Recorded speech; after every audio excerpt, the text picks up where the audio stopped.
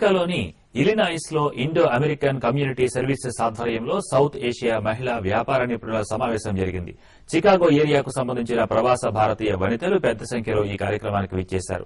Career development, వ్యాపార వ్యూహాలు, నాయకత్వ లక్షణాలు పెంపొందించుకోవడం తదితర అంశాలపై విస్తృతంగా చర్చించారు. వివిధ రంగాలలో నిపుణులైన మహిళామణులు తమ అనుభవాలను, విజయ గాథలను భేటీలో వివరించారు. ఇదే స్ఫూర్తితో మరింతగా ముందుకు వెళ్లాలని వక్తలు సూచించారు. అమెరికన్ రాజకీయ నేతలు కూడా భేటీలో తమ అనుభవాలను పంచుకున్నారు. What if he had never read that history and seen that example? Where would we be as a country today? Would we even be sitting here the way that we are? Would we even have any of the rights that we do? So I think sometimes people wonder, like, is the shown as the protagonists, the ones who are credited with specific accomplishments or catalyzing a particular revolution in history. And so it's been really important for me to figure out ways to still honor and represent the contributions of women in our community in telling this larger story. So some of the things that I've done is credit women in the actual writing of the script.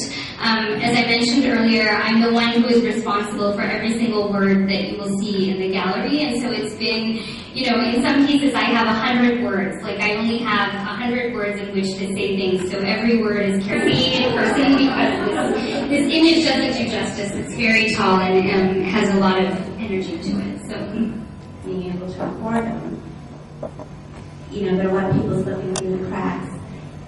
My brother was also I'm a partner track at Accenture, so I do applaud all the Mr. Moms in the world. How to use, at least get rudimentarily, familiar.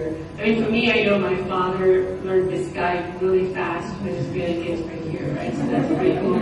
Just getting the women to come in and live them and visit violence in the home, whether it's women or men, to address that issue is very complicated.